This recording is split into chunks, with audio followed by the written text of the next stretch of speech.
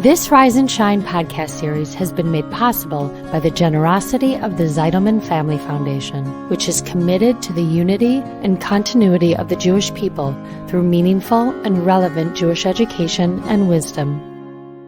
I'm at an age where I can look at a young girl wearing the outfit of my youth and both take pleasure in her youthful grace and beauty, and also feel mystification of her choice to wear that outfit in the November winds of Toronto.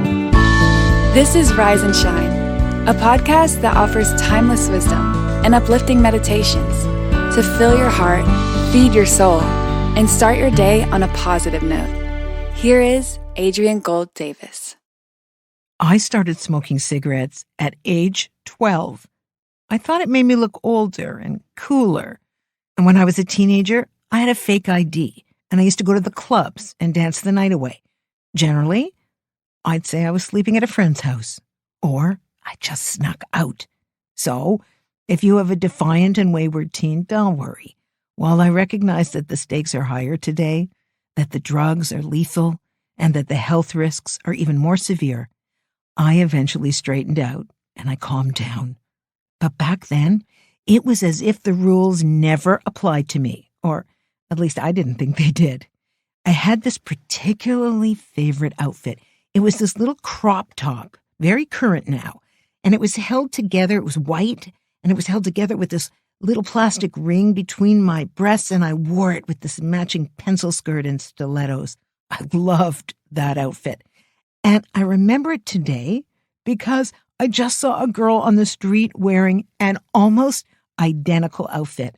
I stopped her and I said, "Is that vintage?" And she just laughed. "Zara," she said as she breezed on by. Just like the years. They breeze on by. And I felt a number of complex things. The first was that everything old is new again. The second is that I am far too old to wear anything like that, even if I didn't dress modestly these days. And the third is that if one is not careful, one can romanticize one's youth and long to return to it, when in fact, those were actually some of the worst years of my life. That clothing that I coveted and saved for and bought were just an attempt to bolster a real lack of self-confidence. All those nights of dancing, while they were fun, were really just an attempt to hopefully meet someone so I never had to go back to the clubs again.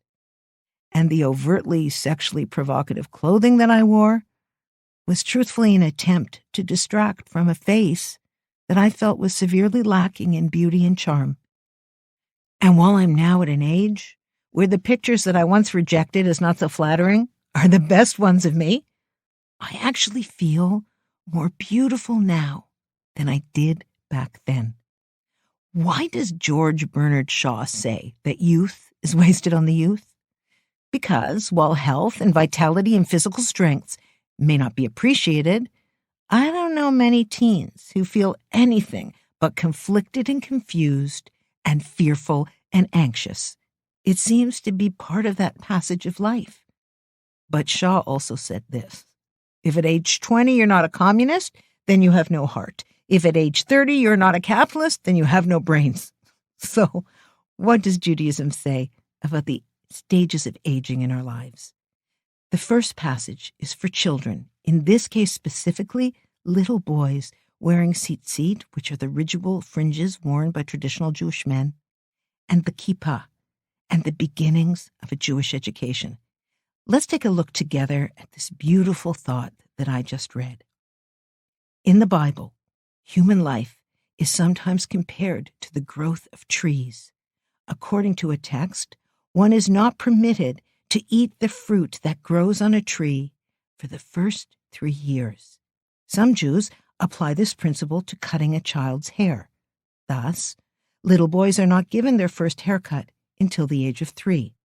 To continue the analogy, it's hoped that the child, like a tree that grows tall and eventually produces fruit, that child will grow in knowledge and good deeds and someday have a family of his own.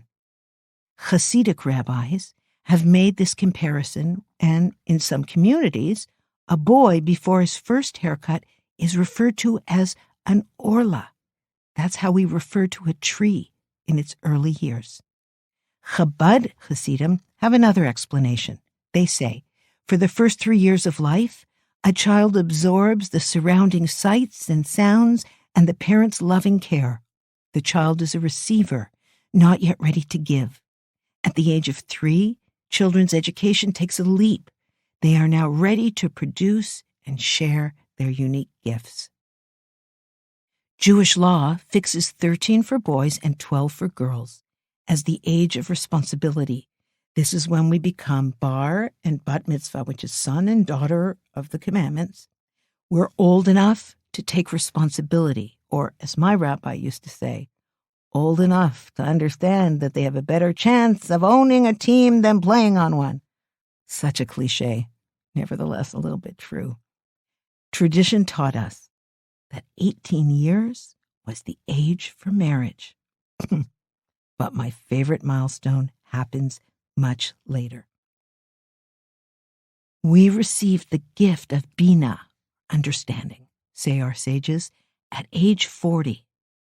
The Talmud teaches us that one does not come to fully comprehend the knowledge of their teacher before 40 years, connecting age 40 with the attainment of knowledge and a new state of being. Understanding is a balm for the mind and the soul. It allows us, they write, to live with meaning and clarity and diminishes anxiety and worry. It brings reality into sharp focus and helps us push away our irrational lies and search for truth and elevation. In an amendment to a chapter of Pirkei Avot, the Ethics of Our Fathers, we read this. He, Yehuda ben Tema, used to say, at 5, one is fit for Bible. At 10, for Mishnah. That's actually the first major written collection of the Jewish oral traditions. It's known as the Oral Torah. It's also the first major work of rabbinic literature. So, now at 13, for mitzvahs. At 15, for Talmud. At 18, for marriage. At 20, for pursuing. At 30, for strength. At 40, for wisdom. At 50, for counsel. At 60, for old age. At 70, for gray hairs. At 80, for heroism. At 90, to bend over. At 100, it says, it is as if he died and passed away from the world. So I'm not going to tell you where I am exactly. Okay, I'll tell you a bit. I'm between old age and gray hairs. Even though my gray hair came in when I was 29. But I can tell you this.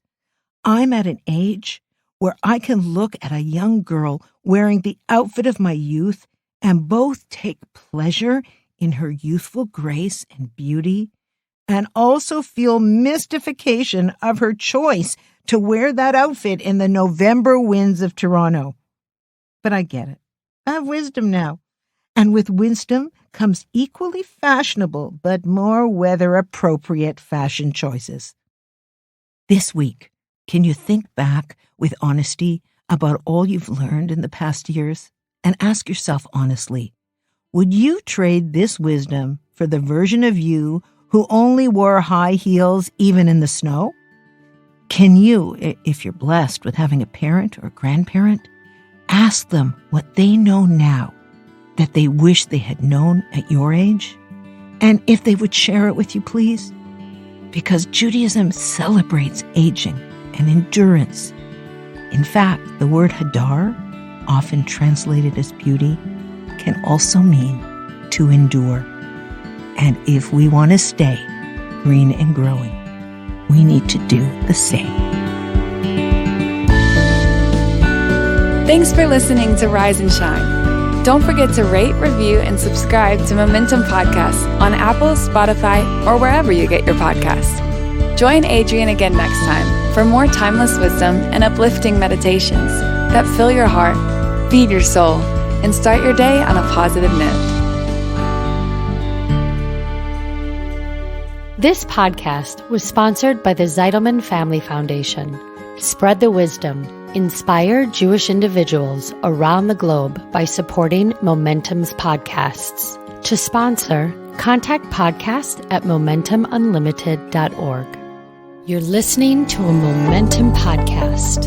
For unlimited inspiration, wisdom, and empowerment, visit momentumunlimited.org.